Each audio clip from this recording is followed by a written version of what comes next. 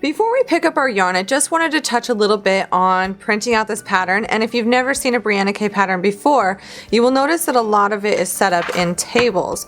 I do that because I really like the way it flows, how it's clean.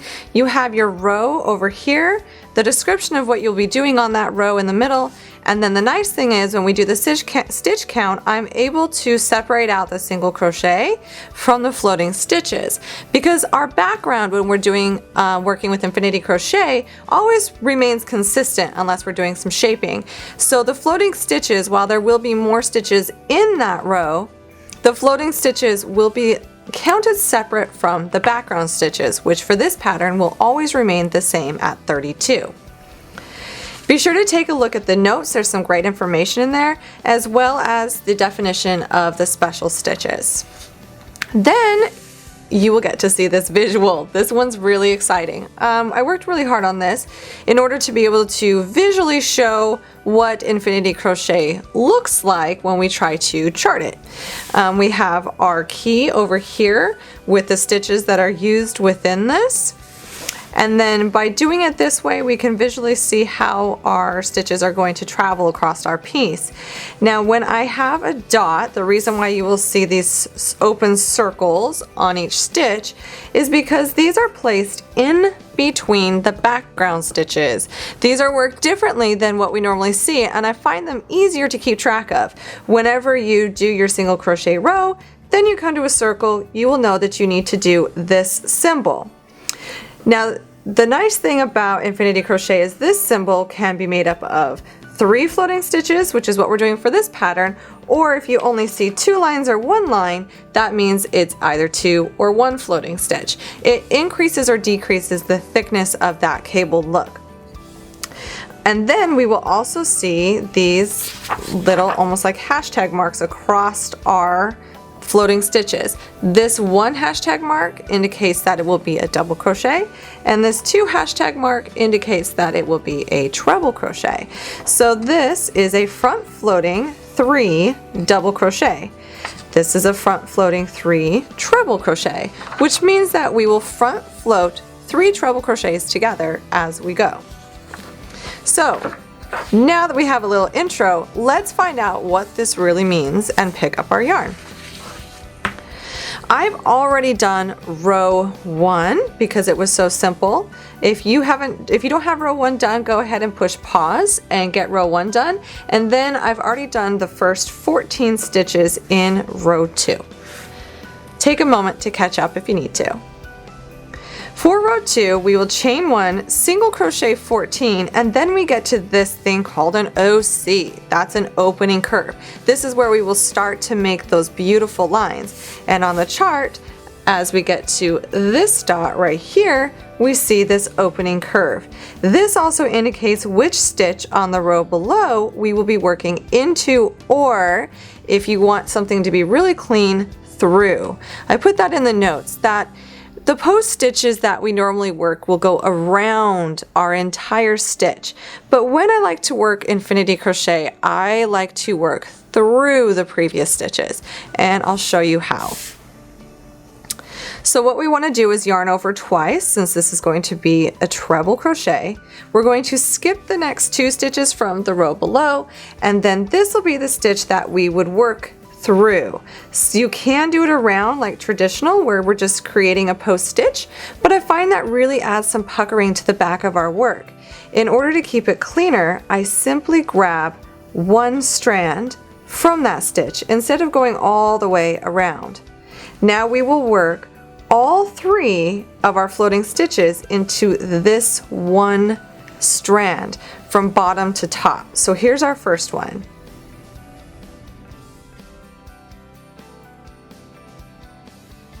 Now we're going to do that again just above this. So I'm going to go into that same strand, but above this floating stitch. This is the tightest part of our work, but the nice thing is it doesn't pucker as much on the back. So here's our second floating treble crochet. And now to complete it, we will go ahead and yarn over twice, and we will go ahead and do our third floating treble crochet. We'll kind of snag some of that yarn there. So now we have 3 floating stitches. They look kind of odd. They're just kind of hanging out there, and that's okay. And to complete the opening curve, we need to be able to do this side. So what we will do is we will single crochet in the next 4 without skipping any on the back. So we want to make sure our background stitches that we're not skipping any of them.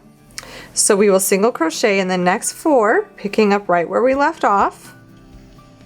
Because the opening curve stitch count counts as 6 floating stitches and 4 single crochet. So we've done 3 of our floating stitches, now we've just done 4 single crochet, and now we need to connect right here to make this curve complete. It helps to kind of turn your work a little bit to the right. Yarn over twice, and now we're going to work from top to bottom on these 3 stitches. And once again, I'm actually going to go through these post stitches by catching 1 or 2 strands instead of going around the entire stitch. So it's not a true post stitch, which is why I like to call this infinity crochet. The actual stitches are done a little bit different, but with a cleaner look. So you can already see this first line has formed. Now we're going to go down to our next stitch, and we're going to go through that one and complete this treble. And then we're going to complete our last treble for this side of our work to complete this opening curve. I'm going to go ahead and go through that stitch.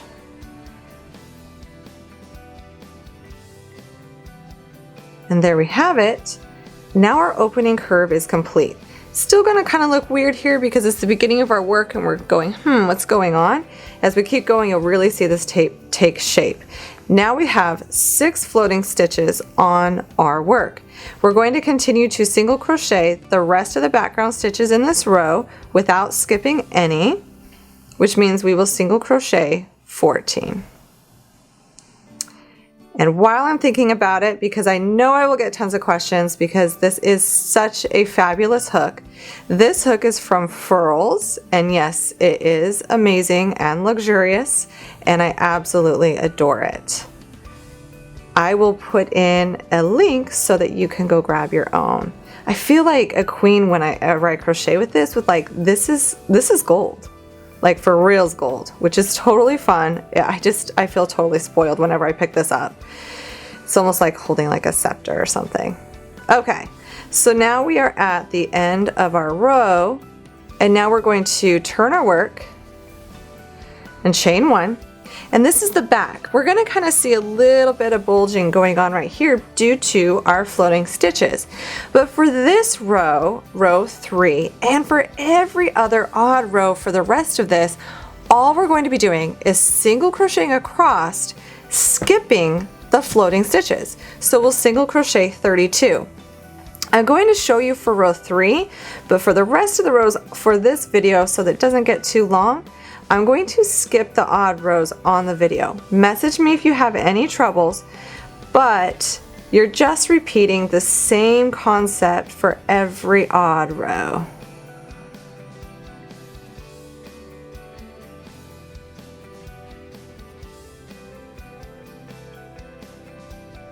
This is where it gets really unique and where Infinity Crochet is quite different from the way that we used to cable.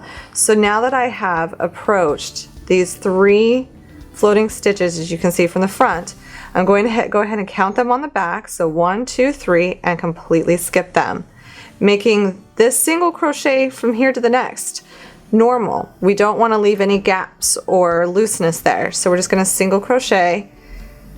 And then as we get to the next 3 floating stitches, we go ahead and 1, 2, 3, skip those. So we skipped 6 floating stitches total, and we are going to just simply single crochet 32 on the back.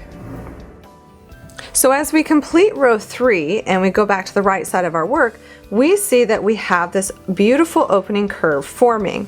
They're just kind of hanging out. It looks like something kind of odd on the front.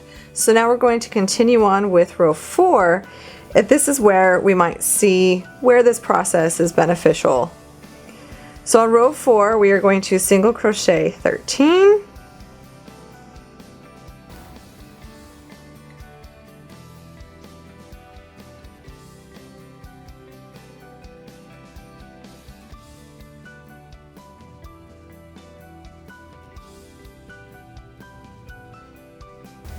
And now I want to show you on the chart, we've single crochet 13 and then we come to another open dot that's placed in between the stitches, and this shows 3 lines traveling with 1 mark across, which means we will do a front floating 3 double crochets. So in order to do 3, we will always be connecting to the next floating stitches from below. So I'll yarn over once and we'll connect to the first one, and like I've shown you before, I like to work through these stitches without going around the whole thing. It makes the lines a little bit less bulky between each row. And I'll be honest, I'm not a fan of working with cotton yarn. It's stiff, but it's great. And then the second floating stitch. And now we'll double crochet through that third floating stitch. So now we have completed 3 floating double crochets. We will go ahead and not skip anything on that background, and we will single crochet in the next 6.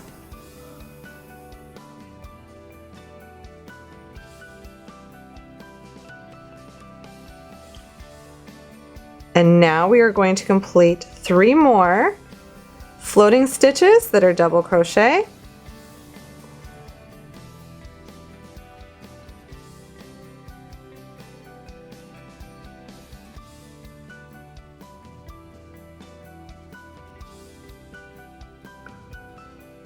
And voila! So now for the rest of the row, we will simply single crochet in the remaining 13 stitches. And go ahead and also complete row 5 by turning your work, single crocheting 32, skipping those floating stitches, and then come back for row 6. For row 6, we are simply going to repeat the instructions for row 4 by single crocheting 13, and you can see on the chart single crochet 13, and then we're going to do 3 floating double crochets and working through those stitches. So 1, just want to kind of push through there, 2, and 3. I love the floating stitches. Now, without skipping any on the background, we're going to single crochet 6.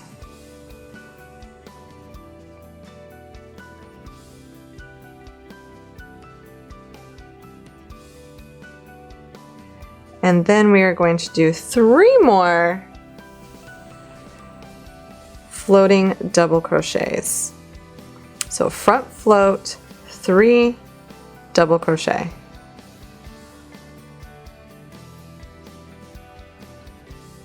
This is simply repeating what we did on row 4, and our front cable work, Infinity Crochet work, is starting to take place. Without skipping any on the back, we will finish row 6 by single crocheting 13, push pause on the video, and also do the odd row by single crocheting in all single crochets on the back, skipping the front floating stitches. Here we are already at row 8. If you feel lost at this point or you're unsure about something, comment in my community group. A lot of amazing people in there who have practiced with this are available to answer questions, and of course, so am I. I have fallen in love with this, and I really want you to fall in love with it too. So if anything is confusing to you at this point, reach out. So on row 8, we are first going to single crochet 14 and then do a front float 3 double crochet. Now we're working these lines back together to set them up for this cross. But for right now, all we have to worry about is these next steps on row 8. So I've already chained 1 and single crocheted 14. Next we will front float 3 double crochet. Here is, oh, I'm sorry. I was gonna do a treble. So we're gonna front float 3 double crochet. There's the first one. Here's the second front float, and here's the third front float double crochet. Then without skipping any stitches, we will single crochet into the next 4. And we will once again front float 3 double crochet. And then for the rest of row 8, right after we've done all of these floating stitches, we will single crochet without skipping any in the next 14. And then we'll turn and complete the back side by simply doing a single crochet across, skipping all those front floating stitches. See you back here for row 10. Guess what? Row 10 and row 11 are super simple. All you're going to do is single crochet across. We're going to completely ignore the floating stitches for those 2 rows and just single crochet across for row 10, single crochet across for row 11. And then as we come back to row 12, we're going to do our first cross. Now don't run, this really is not that bad. Let's talk about it first. So on row 12, we see this new definition called LC, stands for left crossed. Since some patterns I abbreviated a little bit different because as I was creating this, I was playing with abbreviations, and then I decided instead of having all this mumbo jumbo, we're just going to shorten it to LC because it's just a left cross, and it will be defined each time in the special stitches. This group of stitches counts as 4 single crochet and 6 floating stitches. Here is how it's worked. On the chart we see that we still have our groups of 3 floating stitches. As we can see, this one crosses over this one, so that's why it's a left cross. And then what we need to do is do this first part. So we are going to skip 3 floating stitches. A lot of times I abbreviate this as SK3FS. Skip 3 floating stitches. This is going to be, because there's 2 lines here, this is going to be a treble. So we're going to skip 3 floating stitches, which would be these, the next ones we come across from the rows below, and we are going to front float 3 treble floating stitches. So there's our first one. See how it's kind of crossing there? And now we're going to do our second treble in this group. And here goes our third.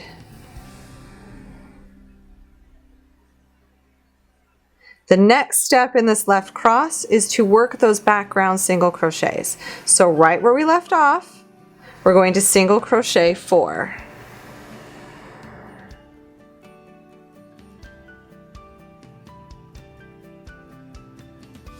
Okay, so to complete the left cross, we will be working over these floating stitches we just made, and we're going to come back to the ones we skipped and we're going to work those. Now if, a little side note here, this is not what we're doing today, but if this were called a right cross, the only difference is that we would be working underneath the stitches we just made to pick up these last 3. But today we're taking it easy and we're going to do 3 more front floating treble stitches, and we're going to work over the stitches we just made. So we're simply going to go back to the front floating stitches we skipped, and sometimes it helps to kind of turn your work a little. And we are going to create 3 front floating treble stitches. Now, if you find that your fabric is ever being pulled too tight, or that the floating stitches are too loose, that could be something to do with tension, or you can also yarn over one more time to give it more space, or yarn over one less if you have too much looseness going on here. This is great. A lot of times the way to know if your tension is going well is to kind of lay it flat and make sure nothing's puckering. Now for the rest of this row, we are simply going to single crochet 14 to the end and turn. So that's it. This is everything we've done here is pretty much the very end until the closing curve. We're all you've gotten to the point where you know what you're doing. I'm going to keep working with you, so I'm not going to drop you here. We're going to keep going through the important rows, but you have learned almost everything you need to know other than the closing curve. So you're an expert, right? All right, complete this row and come right on back. So I wanted to show you the back for row 13. All we're doing once again is single crocheting across, skipping all the floating stitches. Now because of this little tiny pull from our front cross, it's going to be a little bit harder to see, but you'll get used to this. What you can do is you can count exactly what we did on the front, but replacing doing the floating stitches with skipping. So that would be single crocheting in the first 14, and then you're going to skip 3, single crochet 4,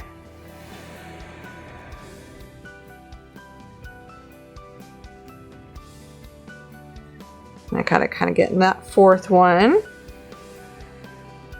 and then skip the next 3, 1, 2, 3, and single crochet in the last 14. So these wrong side rows are very important for also shaping the front. What they do is they help push these stitches together, which creates a nice cable look.